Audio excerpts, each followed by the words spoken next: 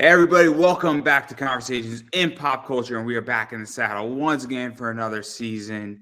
And before I continue, I do want to just let everybody know that I am still trying to work on my big thumb toe and making it wiggle like the rest of the other ones because I had surgery yesterday, and I definitely feel like Uma Thurman in Kill Bill Volume 1. So I'm still working, but I promise, hopefully by the end of the week, I will get the big toe wiggling and all the rest of those little piggies wiggling just the same. And hopefully I will do it in 13 hours or less. But enough about that, because I have with me comic creator Jon Westhoff. And I think this is your second time on my show. It is, and thanks for having me back. I appreciate the invite. It's always nice to have somebody invite you back after the first time. That makes you feel like you didn't make too much of an ass of yourself. I do that plenty by myself all the time. There's plenty of shows that I'm not allowed on anymore, and I'm okay with that. It's not a big loss. It's not a big loss. But I'm glad that you're back. Obviously, I'm thrilled. And you have two comics being kickstarted right now, and they are Depowered and Drumsticks of Doom. And so I kind of want to talk about Depowered first because that's more my jam. That's the one I'm more familiar with. That's the one that I actually know more about. And it's an anti-superhero comic in a lot of ways, where it's kind of like cool. The basic premise, and feel free to jump in, chime in at any point and correct me. All these people got powers, and then 10 years later, their powers disappeared, and certain people's lives got better. Certain people's lives got worse. Certain people became criminals. But it's not about their actions. It's about their lives after.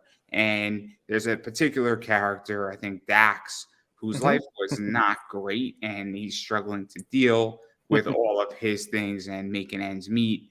And kind of a old nemesis, for lack of a better word, comes back and sort of, I think, has somewhat of an answer why powers might have disappeared, or it's one last hurrah. So that's kind of, I think, the basic premise. Thank you for pitching it for me. I'll be calling you to come table with me at some conventions. That was a good pitch for, gosh, it's been at least a year since we talked. And I think since we talked, I've had multiple failures with this franchise, multiple failed crowdfundings, limited sales. But you know what? We're back for issue 2. And yeah, Depowered in a way, I've kind of mirrored what's in the book. You know what? Dax set out when he got powers that he had expectations of where his superhero career would be.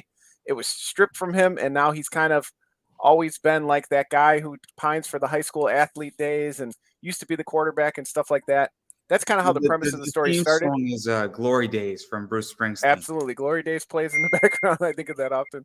It's funny you should mention that. Yeah, so Dax is struggling with life post-power. So we've really stripped away all the superhero, but we've left, the drama. So this is a little bit more of a drama than an action book, but there is action. As much as an overweight ex-athlete can maintain himself as a superhero type person.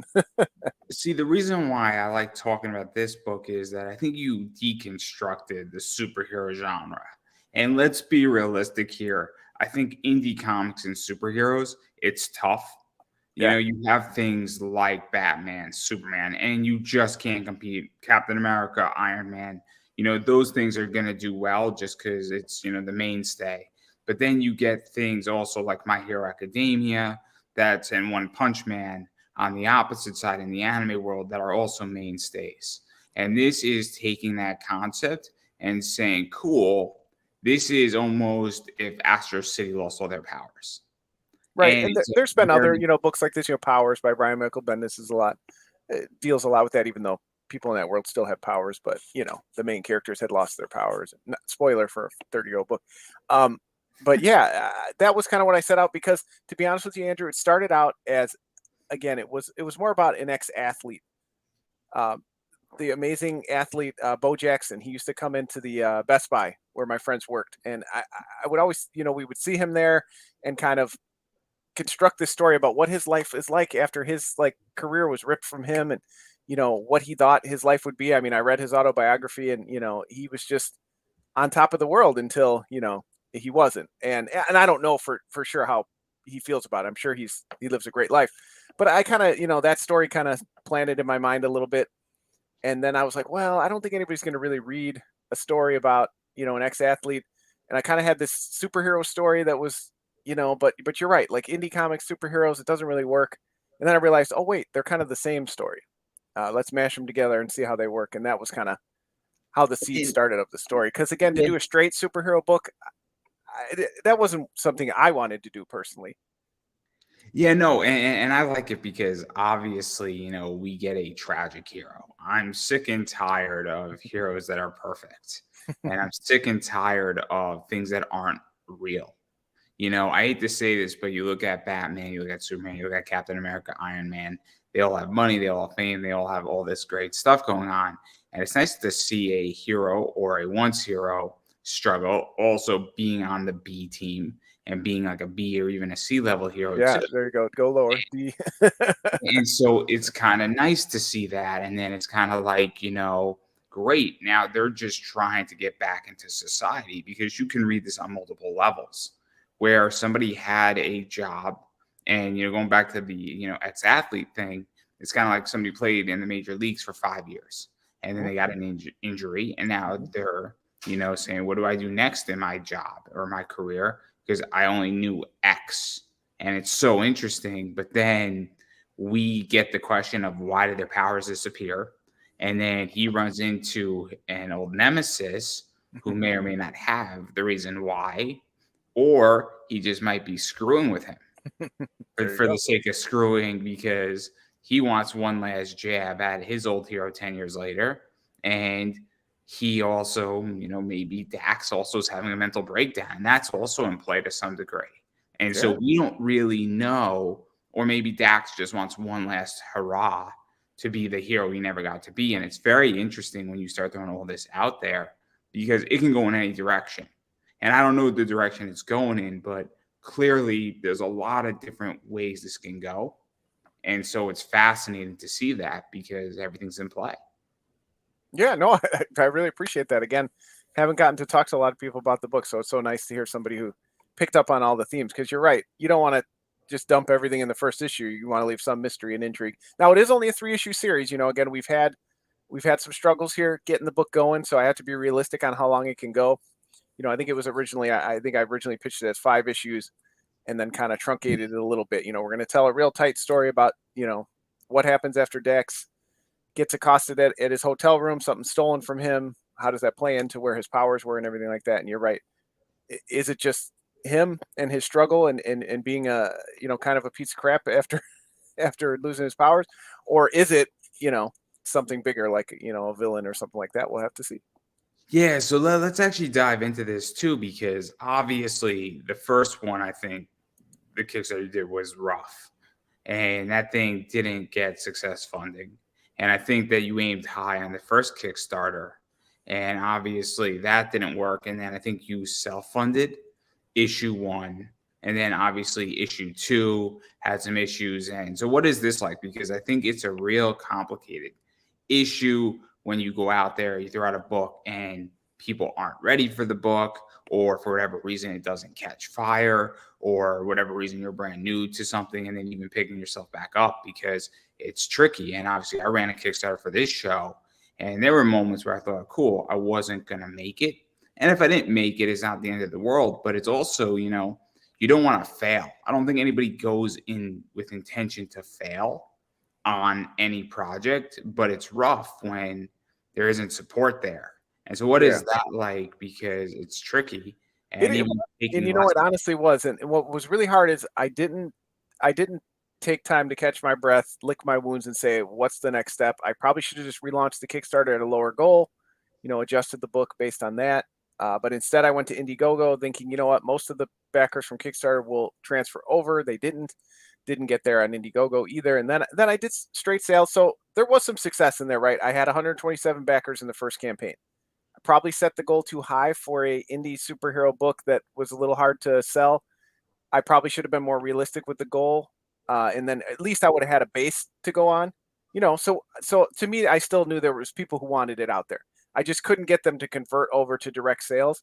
And we've had, almost 100 sales of the book so far, through other Kickstarters. People have picked it up along the way. So that's what made me more confident for issue 2 is So that like, okay, let's actually dive into that too, because this is one of the things I think is really tricky. Setting the goal at the right absolutely. price. Yep. Because if you need 2,500 and you set it at 500, you might fund, but you only might get to 2,000 Right. dollars extra. Or if you set it at 2,000, you might only get to 1,800, Yep. and you're still $700 short. But on Kickstarter, it's all or nothing. Yep. And Indiegogo, it's a little bit more flexible, but depending on just what you're comfortable with, where your audience is, obviously you pick one or the other. Yep. And so what is this like to figure that out? Because I think that's massively tricky, is that because some people say you Absolutely. should really ask what you need, because Yep. I think it's better that you get what you need, or the minimum of what you need, versus being short $500 and then having to figure out where am I going to find another $500. But at the same time, there's also the algorithms where if you set your goal at $100 and you're funded, now you get a 3,000 or 8,000% funded position if you then reach a certain number. And so it's very tricky, because it It's can extremely backfire. tricky. And this is now the Drumsticks and Depowered one is, I think, my 14th Kickstarter, like my 16th crowdfunding, maybe even more than that. I can't even remember in the last 12, 13 years, but it's at least 14 Kickstarters alone. A couple IGGs in there and other, there was some way back in the day I used. So it's always difficult. I always try to go about 80% of what I need, because I can recoup the rest depending on what the budget is for the book. I can handle it. I'm gainfully employed. My wife is gainfully employed. So if I have to kind of recoup some afterwards, that's fine. So when we started Part-Time Comics, my previous endeavor, I had done a lot of funding the books on my own. And this time I decided, what, I need to set it closer to the goal so that I'm not having arguments with my spouse about money or stressing about it afterwards. I'm going to try to get to where as close as where I need to be. So first 2 crowdfunders, great. They both raised over $2,000. So this one, I said, okay, we have momentum now. We've had 2 successes. Let's aim high. Let's go for $4,000. That's what this book needs. And again, I kind of overshot by almost 50%. The audience wasn't there. I didn't do enough, exciting incentives or variant covers. Let's actually talk about this too. So I had Tyler Carpenter on, Yeah. and January. Oh, we are on opposites. This is good. He's a good example because he's the opposite, right? He'll set a Kickstarter for $1 and make $10,000. So he's so different. Oh, I'm glad you didn't say anything bad about it, because I love Tyler. I love Tyler. I always have a good interview with Tyler. Tyler is just a great individual. But one of the things that, I was speaking with Tom Hutchinson as well, where it took 3 weeks for a bunch of projects in January to come on, where it was below 200, I think, which is very low on Kickstarter. And obviously COVID has changed things. Things have obviously evolved. The part-timers or the wannabes, the people said, hey, I just want to do a comic for the hell of it. That's me. And for fun, have now left and don't want to do this as a career. So someone said, hey, I just want to do a single issue, and it's not about money. It's just about doing it. And I just want to tell a one shot. In COVID, a lot of those entered and a lot of those have left now. I agree. A lot of people were looking to get their passion project out there, and you'll bless their hearts. and if you have fun with it, you can make money with it, or you could break even or lose $500 and it's a hobby. That's great. There's nothing wrong with saying, I want to do this as a hobby. And I want to just get my book out there and see what happens. And if I break even or I lose $500, I had a good time doing it. But I think what wound up happening from my data is it took till I think the 3rd, almost 4th week of January for 200 projects and comics to be on Kickstarter. And I think February, it hasn't been a large number. I think it's been significantly less. And I actually think there is less projects on there. And I'm a strong believer that a rising tide raises all boats. So when you have more projects collectively on the platform, there's more interest. And I think that's somewhat of a problem, because I've noticed a bunch of books not getting the money they need. And not to put Tom's book down, but Bad Kitty did not do great. That book should have done 20 to 25,000. And I think there's a lot of projects that are not going to pull in good money this year that should pull in potentially $5 to $8 grand. And so what is this like? Because I think there's something fundamentally wrong with Kickstarter right now. And I don't think it's a platform. I don't know what's going on with people backing. I don't know if it's the economy. People are just scared. people might be burned out from back end projects. Also, people might just say, look, I'm sort of just done and I'm just waiting to see where the chips fall. But I'm curious how you view it, because it's a little bit different when you're running a project. Yeah, I'll be honest. I thought with the success in year one and then into, Depowered struggle, but then into Drumsticks of Doom was my most successful campaign ever in by backers and a dollar amount. So I thought for sure, now we've got momentum. And then issue 2, well, we did a zine and an anthology that also struggled to the finish line. We did Drumsticks of Doom issue 2, which struggled to the finish line. Now I'm seeing the same thing. I'm really like, if I could show you the graphs, I was talking about your next guest, Sean Barber and Matt Knowles, and a bunch of us talk often online. I'm seeing, it used to be the first 3 days were like big, the chart went up real big, right? You get 50 to 75% of your funding in the first 3 days. That's how all my campaigns were, most of them. Now it's like you get that one first day and then it's like real slow ticks, real slow, which is still good. I'm not saying I'm ungrateful, but it takes a long time. And I really do think you're right. You're very perceptive. There's a lot of factors, right? Economy, the flood of Kickstarter, and now it's gone down a little bit. So you have less people. The excitement was there when people were coming back with their projects. People were excited. Now they're less excited. There's a lot more projects out there, a lot of us. But I really feel like the big thing to me is the social media squeeze. I think Facebook and Twitter are just suppressing links so much that we just cannot get the word out like we used to. That's what I really feel like it is. Even email, I don't get a lot of clicks anymore. I don't know if the spam filters just send that all to spam. I mean, I barely get anybody from, and I have 1,000 people on my mailing list. I mean, I'll throw something out to you that I haven't actually disclosed, is that I am actually backing out of interviewing people in comics, because on YouTube and on Facebook and wherever else, and even in shorts that I'm participating in, that stuff doesn't get the clicks. Mm-hmm. I could throw up a voice actor, I could throw up a model, I could throw up a wrestler, I could throw up a cosplayer, and that stuff is going to get 100, 300, 400, 500 views very easily. And I hate to say this, but like, people in comics, and nothing against any of you guys, but you don't move the needle. And so I'm also, and then I can't be the only one. I can't be the only one. And I think that there's been a change. I also think people have become a lot more selective, and it's an uncomfortable conversation, but I have become very selective in season 3, and I'm even more selective in season 4 now. And so it's like, I don't get solicited. And maybe, I mean, even when I get solicited for an interview, if 20 people hit me up, I'll take 3 out of the 20. And I used to take everybody. And so I'm at that stage. I think that's also a big issue, where I think relationships have been lost in comics between media and, I guess, comics and people in the industry, for lack of a better word. And I think that's a big issue. And I think it's been underestimated, because at the start of COVID, and this is just my theory, is that everybody was like, we're home. And I think people have forgotten that you need to maintain those relationships. I think that's a part of it. I think you're very perceptive. That could definitely impact it. There's a lot more small publishers, so people are kind of spread out into their tribes, so to speak. So, I'm over here and I'll watch all the stuff that is for, this publisher, but not this one. Not even consciously like they're hating on them. They're just like, you only have so much time, right? And there's a lot of people, doing their own shows and stuff, that started their own podcasts and all kinds of other YouTube channels. I started one, that died off during COVID too. So I know what that's like. We all were trying to do something different at home to engage. And now it's kind of died off now that things are getting a little better. So it's a weird time. I think conventions are coming back. So I think, in person, we'll start to get people excited and remembering. I had my best convention recently in Northwest Indiana Con.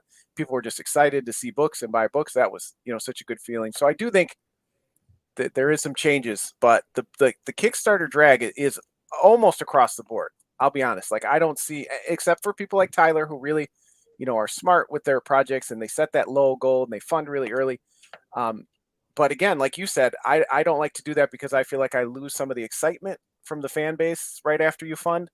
And, I can't be left with $1,000 when I need, $3,000 realistically. I think it's very complicated. And at some point I'm going to launch a Kickstarter, and I'm actually really thinking with a project where I'm going to be. And obviously I'm getting through my surgery first, just so everybody's well aware.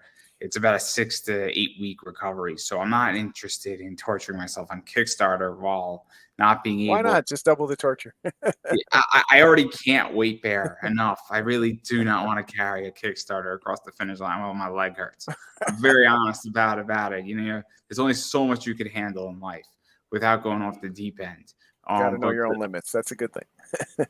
And there's plenty of time. There's plenty of time if I'm good by April to launch something in September. There's plenty of time. But the point is that I definitely think that there's a drag in that, and I don't really see it stopping. I think that also backers have changed, and I think there's a lot of things that have evolved.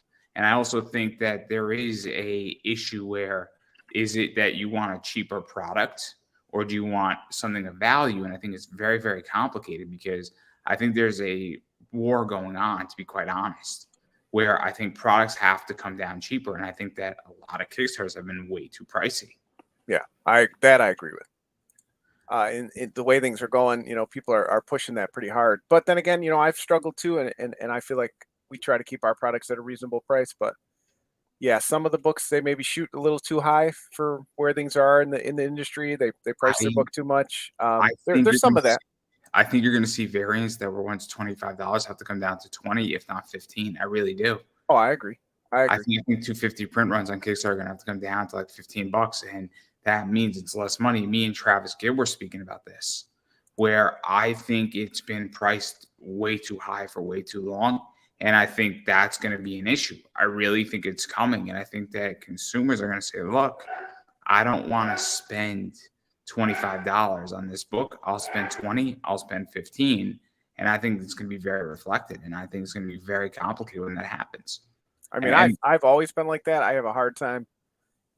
You work hard. People work hard for their money. I don't want to charge them that much. I know, like you said, the industry, if you're doing a short print run, that, let people buy it if they want. But yeah, I don't, unless it's somebody I really know, or like it's an amazing cover or something like that. I mean, $15 is kind of my limit, on a single issue, maybe 20, again, if it's somebody I really want to support. But I can understand, there's only so much people can spread around. So I think it's going to be very complicated. And I think it's going to be a very, very, very interesting thing that happens. And I think in the next 2 years, we're going to see it. But before we dive into Drumsticks of Doom, I do want to show some covers. So I know this is issue 1.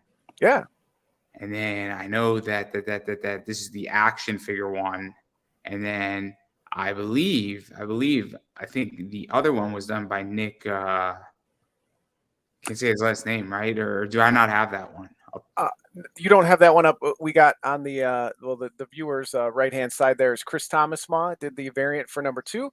And on the left, David Jackson did the action figure variant for issue 1. So thanks for showing those. Yeah. And I've come around to the variant game. I understand that's part of the thing, but ours are, we usually do double the cover price, so those are $12 instead of $6. So we're trying to be reasonable. Yeah, so that's Drumstick. Sorry, that's Depowered. And we're going to dive into Drumsticks in a second, which is the one I don't know. But even still, what is that like to have an action figure cover? Because that's cool too. I've had a bunch of cool people on who've done action figures. I've had Blair Shed on, who does all the Robotech and a bunch of stuff for Titan. Nice. So what is that like? Because it is a game changer to some degree, where there are people who say, I don't know anything about your book, but I like action figure comics. And I've had a bunch of WWE ones. And even to this day, I have people say, dude, where'd you get that action figure? I'm like, I'm sorry, but it's a comic. And so because they look real, right? Yeah.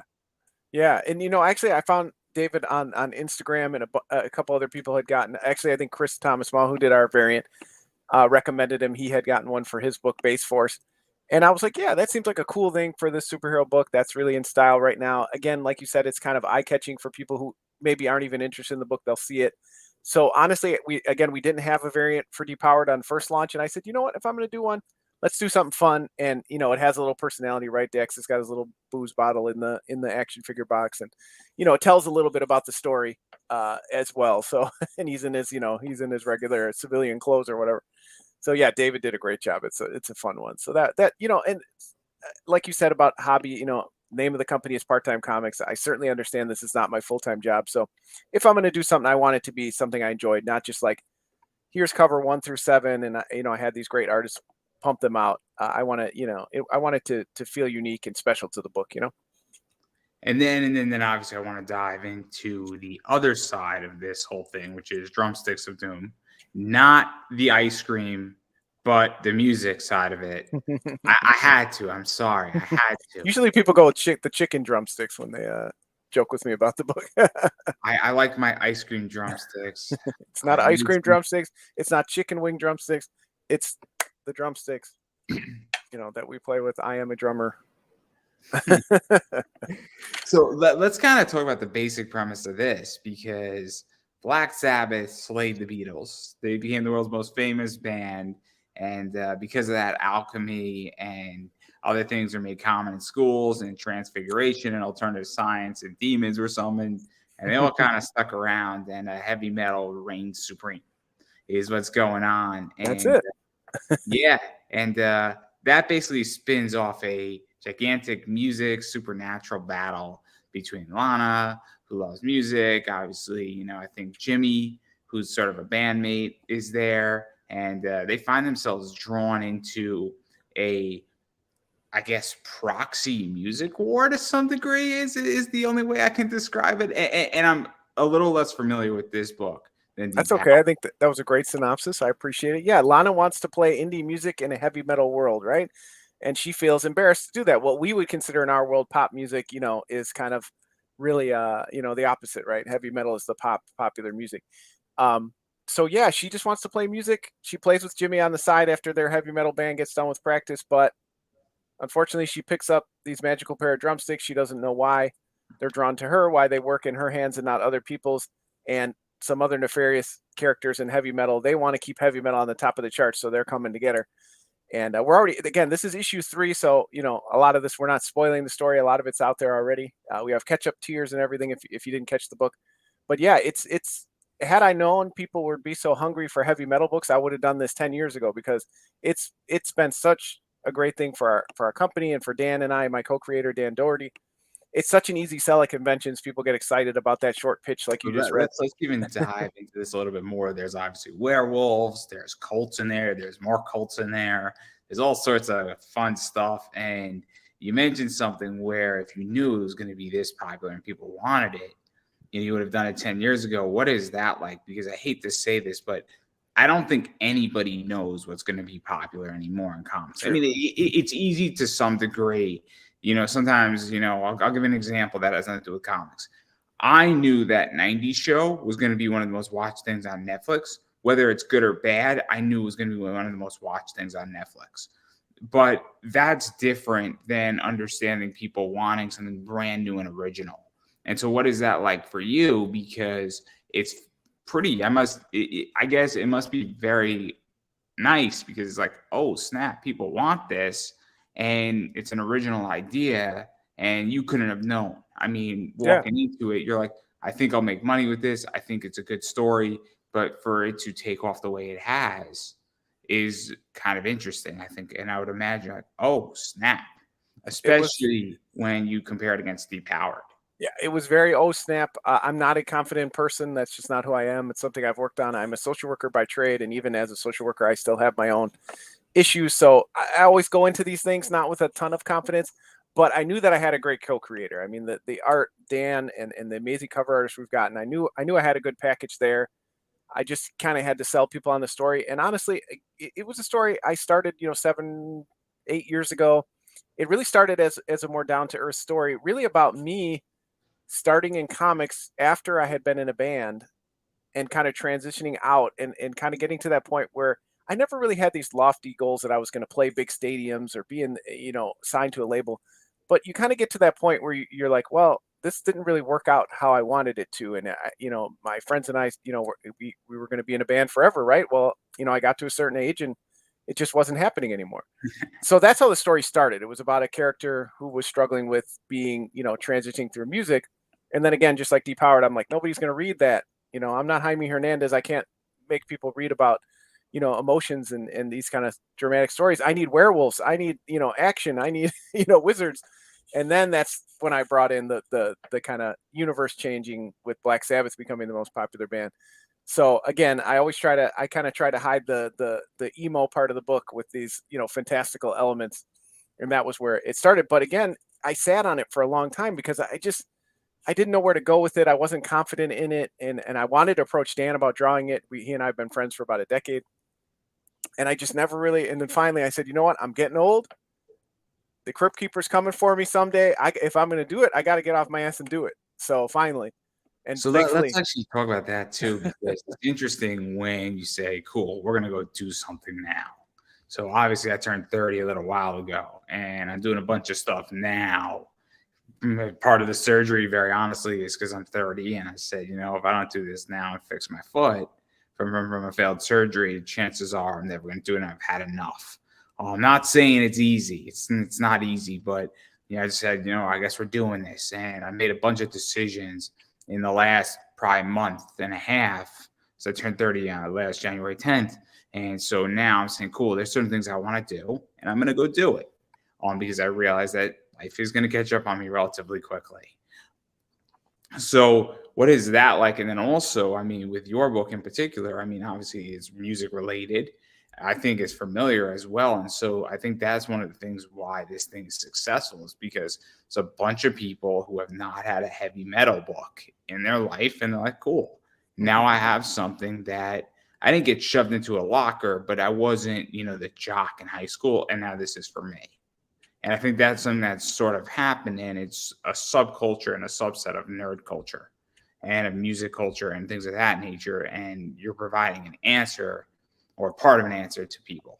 Hopefully. I think that's why people get excited, and they're like, oh, my dad listens to heavy metal, or I like, bands like this. Somebody came up to me at the booth, Iron Maiden shirt. That's an easy sell, right? Oh, we got a heavy metal book for you. I think people have been looking for it. And honestly, again, I feel like I maybe sat on it too long, because there's been a ton of books, Murder Falcon and The Roadie from Tim Seeley. And, I actually talked to my buddies, like, should I even put this out? Like, this is going to be, one of 100 books out there now like this. And they were like, no, tell your story, as long as your story is authentic. There's going to be crossovers and similarities, but it seems like a lot of people are wanting, and I wanted those books. Like, this book is inspired by, Scott Pilgrim and, the music in that book, and a book called, on my shelf back here, Doom Boy, and Moonhead and the Music Machines, these amazing books.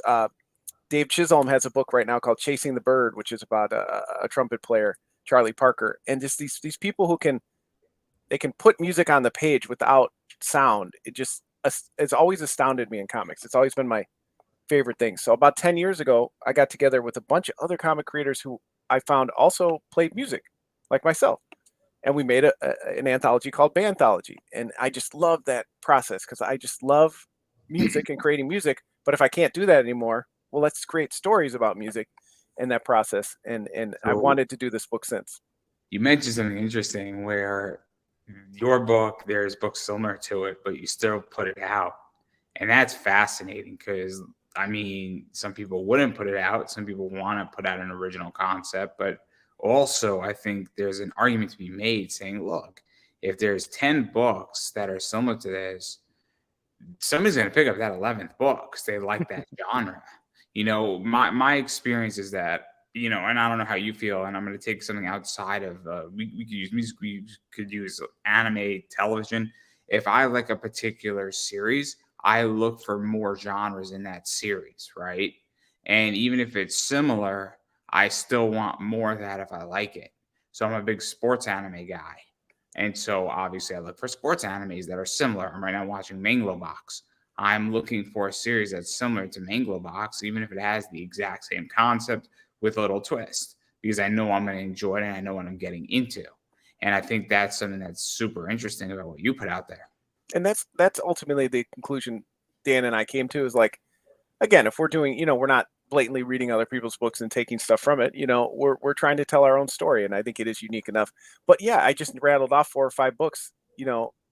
Again, I love music themed comics. Why not make one? Because again, at the end of the day, that's what I want to do. I want to put out the books, that I want to see in the world. So, again, thankfully I got a world-class illustrator. Dan also is in a band. Dan plays guitar. He sings. So obviously getting an illustrator who understands music and can draw the equipment and understands, what it's like to be in a band was a huge part of it too. So again, yeah, you're right. I think it is becoming its own genre, and that's cool to me. I want to be part of that subgenre of comics, which there are many things of, right? Why Yeah, not? no, I think it's very, very, very important, and I think a lot of people are looking for the next original thing, and I think that is a failure because there's plenty of money in comics, and people want the same shit, for lack of a better word. And I think it's a real problem. I mean, not to put Travis out, but he wrote a book supposedly similar to Nocturna by Scott Snyder, and then he said, "Well, Scott did it better." But my argument to Travis, and not to put him out on the spot, and hopefully he's not going to mind, is why wouldn't you want to put out a book that's similar to that and see, because I guarantee you the people who bought Scott's book might also buy your book, and you have a little bit of a different twist to it, and they're probably going to like it. They're probably going to want it. I mean, there's plenty of books. I mean, there's a book called The Massive, and The Massive is very similar to No Country by Charles Soule and Scott Snyder. And there you go. And I mean, I can name so many people who have similar books. Well, there's so many like fantasy books that, they use a lot of the same tropes and stuff, like you said, to kind of give people familiarity. There's going to be elves, there's going to be dwarves, but why are people comfortable with that? But then like me, I was like, well, Tenacious D has a movie called The Pick of Destiny. This is called Drumsticks of Doom. That's too similar.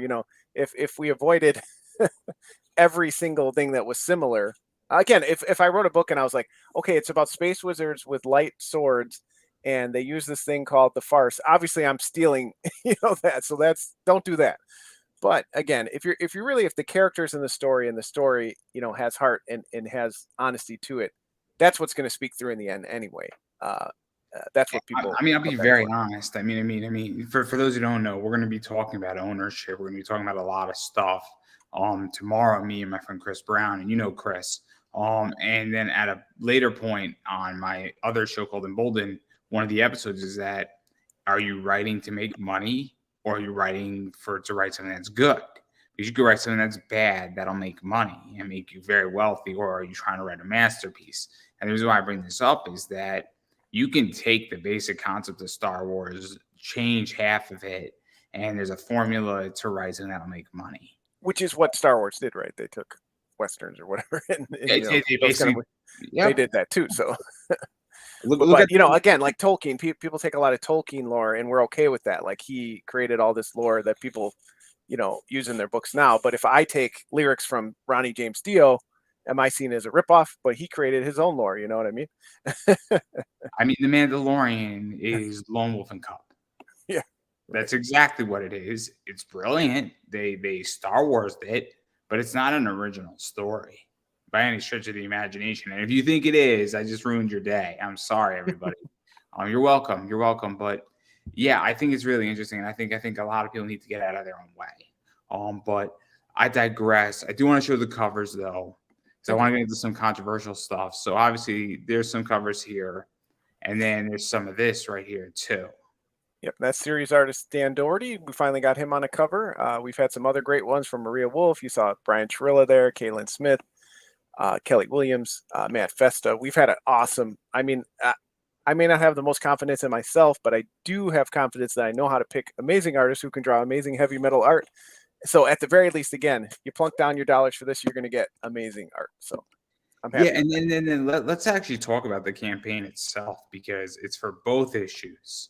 And I'm interested to hear your perspective on how you feel. You're someone who watches Kickstarter closely. Is this something you see a lot?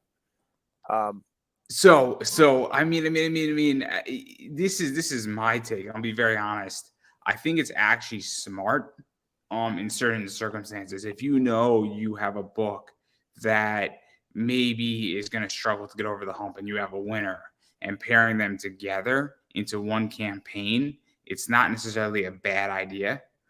Because that, let's say that, 20% is going to be interested in Depowered, but the 80 is going to be interested in Drumsticks of Doom. You're going to get funded for both of them. Also, my take is time is money, and running campaigns is difficult. I also think that I'm going to put Ben Dunn on the spot. Ben just launched like the early stories of Tomorrow Girl. He just finished the first volume of that, and he's running one like 2 weeks later. Okay. I would have rather him done both of them at the exact same time in the same campaign, because I feel like you're going to bleed your backer dry, and that it's a punishment. This is what me and Tyler were speaking about when you're running so many campaigns versus combining them so that people can get it, and then you give them time to refill the coffers. And I think it's a real problem. So, I but agree with you. We had a lot of crossover backers in multiple campaigns. I have a lot of longtime friends and fans and family member who supported over the years. So why not? I know I'm going to have at least 40 to 50 that back both. And then, like you said, I have a strong campaign and I have one that's struggling. So why not put them together? And again, I feel like they work together. Like if they were completely like, hey, this is a kid's board book and this is a, adult, anime titty book, then maybe that would have been a poor choice. I felt like these worked. But it is hard to pitch two books at once. So I was kind of hesitant, but I ultimately came to the same conclusion. Like you said, time is money. I can't run 5 campaigns this year. I just don't have the energy, the time to do it. So I knew I had 2 books that were basically done at the same time. This is a good time. Both of the miniseries are in the middle of their run. So why not right before they both go to trade paperback? Do you also feel that running 5 campaigns is too much? I mean, and this is just my opinion, where I don't think, I know a lot of creators who are running one every single month. There gets to a point where, you're now going to be occupying your backer. Yeah. Don't you want to? I mean, I understand that could be a lot of money made, but Pat's coming out, I think, next week, but he's running one every single month. There gets to a point where it's like, you're bothering me with updates. You're agitating me. You're on Kickstarter. You have something going on, and it almost looks like a cash grab to some degree. I hate to say it. And I think, you're draining your backer. There's a concept where you could milk the cow or you could slaughter the cow. Yeah, and then you mentioned Travis Gibb a little bit ago. He's running, I think, 1 now and 2 in March. He's running 17 supposedly this year. He is a maniac. But he does different things too, right? He has different creators. A lot of them are like, he's not attached, but he's putting them out. So I get it. He's running a company, a full-blown company. Pat's the same way. Pat's at a level. He could run one every week if he wanted. He's just at another level from other creators. So I'm interested to hear your conversation with him about that. But he's just at a different level. Where I'm at, though, I feel like you're saying I don't have the backer base where, like you said, if I run one in January and February and not everyone comes back for the February one, like Pat's going to be okay, right? They'll come back eventually. They'll pick it up at a con. But I can't do that. Well, and again, I don't have the energy and strength to do it either. See, I think it's changing though, where I think that deep valued backer is actually becoming less and less and less. And I think it's actually a shift in Kickstarter, where I think that this is a dying breed. I really do. I see it on the wall, where I think you're not going to have that in 3-4 years. Same thing with Tom to some degree. Nothing against Tom. It has nothing to do with the product. It has to do with the backer. I think backers have changed. Yeah. Where I think that backers are going in a very different direction. I mean, I definitely can see that point of view. I don't know if I have the background to say one way or the other, but I definitely could see how that could happen. There's going to be diminishing returns eventually, right? If you do 12 books a year, eventually you're going to get some of those backers that just say, enough, I'll get it from you another time. I've purchased a book from you every month this year, So to answer your question at the beginning, 4 is as many as I would ever run. Just gives you some time to make sure, shipping's smooth, books are in. That's the other thing too. Give them some time to catch their breath, and then if they want to come back again, and build your audience along the way.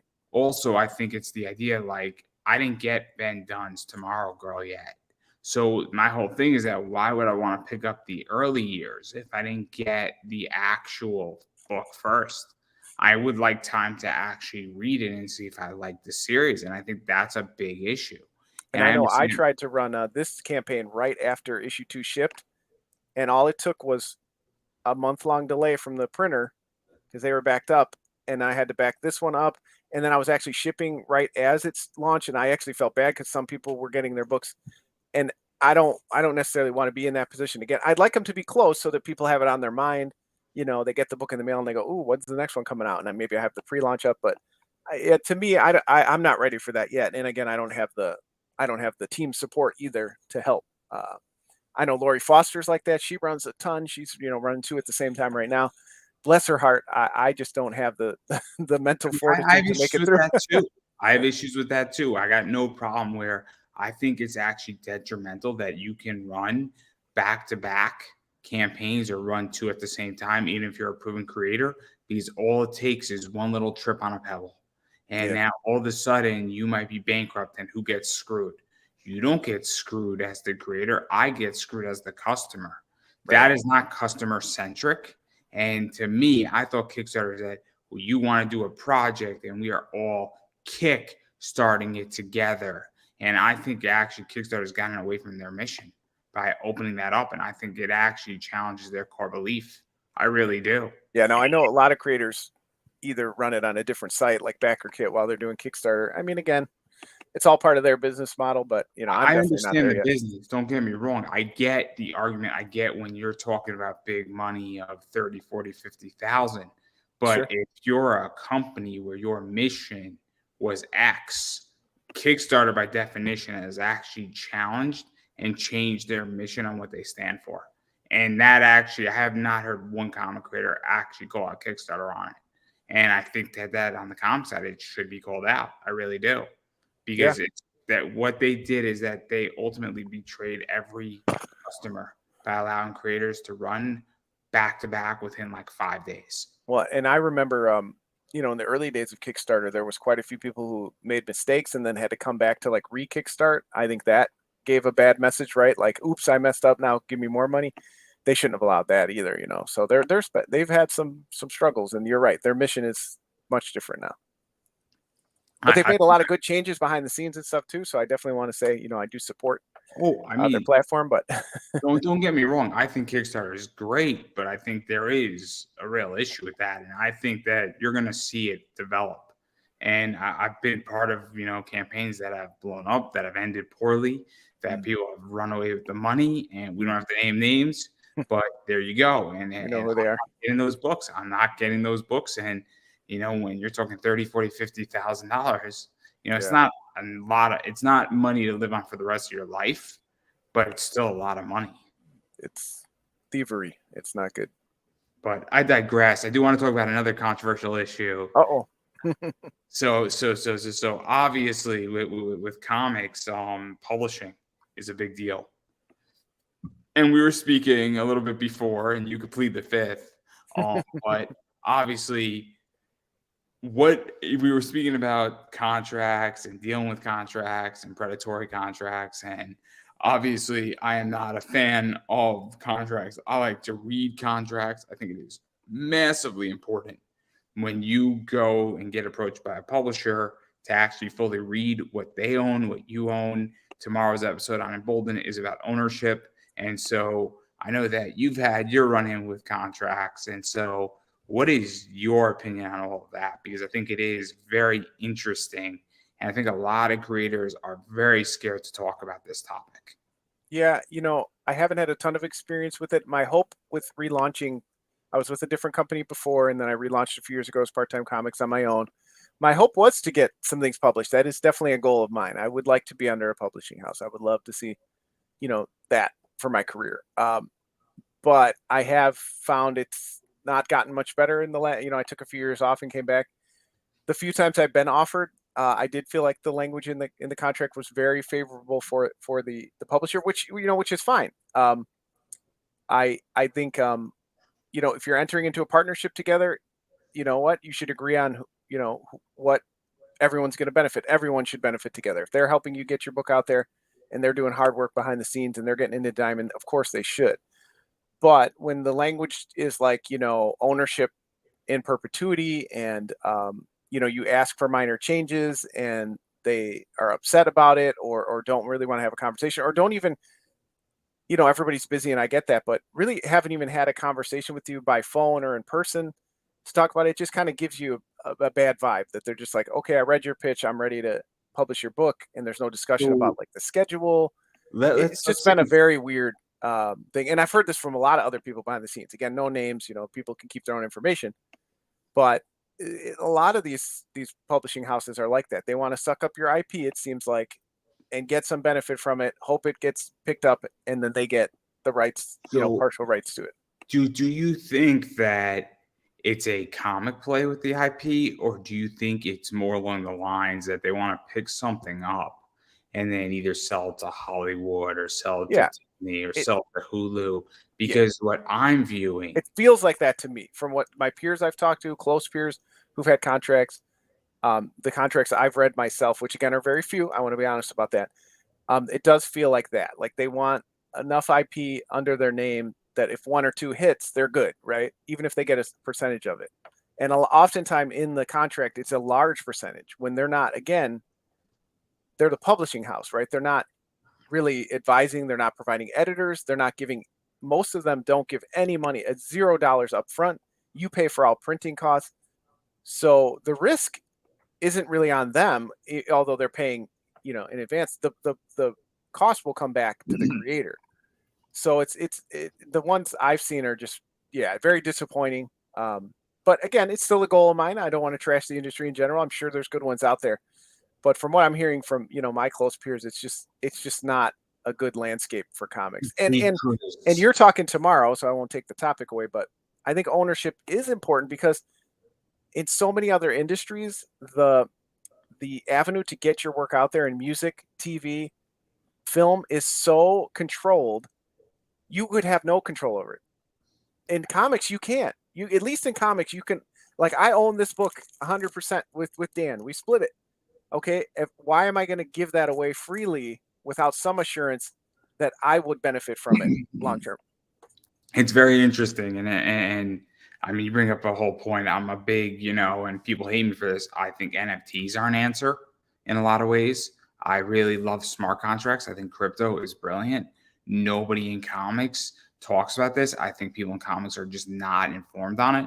I also believe in, token economics, essentially, which means it's essentially NFTs and basically issuing a token of whatever your brand is, music wise or art wise.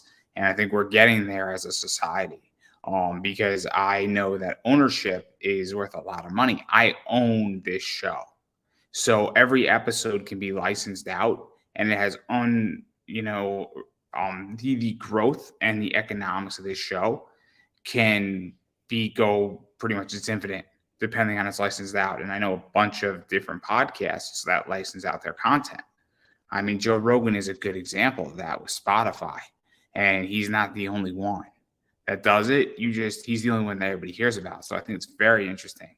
I think ownership's a big deal. And I know people's books that are not that great that they were picked up by a publisher for movie rights. Mm-hmm. I know it. Because the world is good. The concept is okay, but they want the world because what they really want to do is they want to sell it to Hollywood. And I think it's very, very, very complicated. And I get it. I get it completely. But and again, I don't have those avenues. I don't have those connections. I work full time, whatever. If a company, did that work behind the scenes and got it picked up, I'm fine with that, right? You can work on that. But when it's just so blatantly that, they want a huge cut of that pie without doing the actual work to build the world or any support for you, like, right, if they were going to give you an advance and say, yeah, work on the book for a year, we'll pay you 10 grand and down the road, if we're going to split up the profits like this. But when they're like, we're giving you nothing, put out the book, and we're going to take 50% if we get any big contract, that to me, again, feels predatory. I also think that a lot of these publishers unfortunately also lock up your book. So what winds up happening is that, and let's be realistic, I mean, Depowered, I don't think you're going to mind me saying it, if you went to a publisher and they had a 3-year lockup and Depowered didn't do good on its first issue, now you can't touch Depowered for 3 years. And I think I understand non-compete because I'm interested in picking up talent for my YouTube stuff and other people. And I'm going to be probably in the next 6 months, potentially picking up another show and building out a network. So I want non-compete maybe for a year or 2 years on that. But the idea is that when you have a 5-year or 6-year or 10-year non-compete, I mean, you're putting somebody out of business. I think it's very complicated. I mean, I'm a huge wrestling fan, and I just so happen to have this right here, guys. I love it. But they have a 90-day non-compete clause. So WWE cut you. You have 90 days where you can't compete and go to AEW. You don't have a 5-year non-wrestling compete clause. And I think that's a massive problem because, let's be realistic, books can fail, and a lot of books do. Yeah, no, I agree with you. And like I said, a contract that I saw did not even want to have a conversation about the length of that. Because to me, like you said, okay, if you're going to see me through this whole arc of this story for 5 years, let's work together. But beyond that, if you're not publishing the book or continuing to keep it in print, why do you get it? I mean, you've seen it. There's public cases. Alan Moore speaks about it. There's holding with Action Lab, and they're holding onto their books.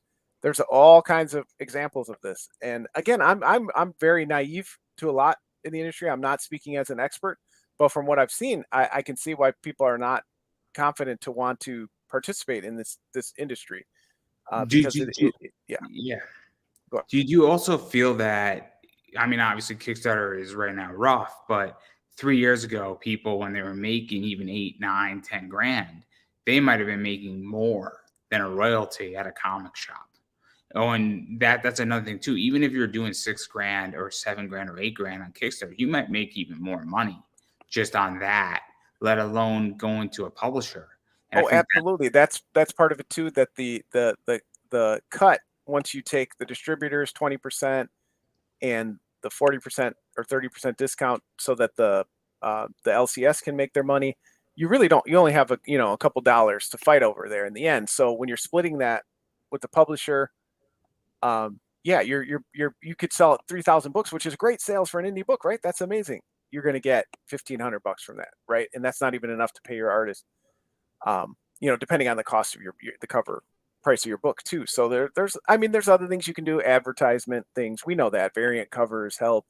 We know that it's not just about, but yeah, it's tough to make money that way in the industry. And I think that's why you're seeing so many people on Kickstarter, because you sell 200 books on Kickstarter, you've broke even or maybe even made a little profit, and then you have books to sell. You do that at LCS and you've bombed. Your book's not even getting published, right? The publisher's going to cancel it. So even 1,000 books is not enough really to break even if you're paying an industry standard page rate, right? Yeah, I think it's very complicated, and also even just getting into it. And I think that getting into an indie book, into a comic store and hustling, and I think it's very complicated. And I think that obviously the margins aren't great on this. I mean, I sell books on eBay. I know exactly what a cover A sells for on a retail package. So if I pick up, I picked up Chuck and Sean's book on a retail package. I think it was like $65. If I sell all those, I'm not making a lot of money on it. So that's kind of, that. But yeah, there you go. There you go. So that's whatever. But I do want to let you get out of here soon. So I know you got a lot of stuff going on, but I am curious, before I let you go out, where do you think the state of the industry is going? Because that's kind of the question that, we were touching upon, but, where do you see Kickstarter going? Where do you see, the next 12 months in comics going? Well, I think you're going to still continue to see a lot of Kickstarted comics, even if they're published. I mean, I have a lot of buddies who kickstart before they launch with their publisher. I think that's going to be a lot more common. I do think you're going to see a lot of the smaller publishers, this is again just outside baseball, so to speak, either close their doors or get combined or things like that. We saw a huge explosion in small publishers, and even brands like mine, where it's just somebody doing it on their own, as a sole proprietor. You see a lot of that, but I think these kind of lower level publishers, I don't think a lot of people are going to want to sign with those publishers. They'd rather just do exactly like you said, raise their couple thousand on Kickstarter and see how it goes. I think you're going to see a shift back to more Kickstarting and different crowdfunding. You are seeing some support for other sites too. So I do think that we're headed kind of back to that full circle. Yeah, no, it's going to be very, very interesting. And then obviously I do want to give you a chance to, and we could talk about this for hours, and everybody else can talk about this for hours. And I'm sure at some point this year, I'm going to host a whole roundtable on this very topic. But I do want to give you a chance to self-promote. So where could people find you, back your project? You need, a few more backers. Obviously, it's going to be a race to the finish line with this one. No offense. I don't think Not at all. I'm used to it now. We're just kind of where we're at, and that's okay. I'm grateful. The backers in most projects have come by the end. So usually, we get around 200 people. That's always a good feeling. And I'm confident we'll get there again. We've got about 2 weeks left.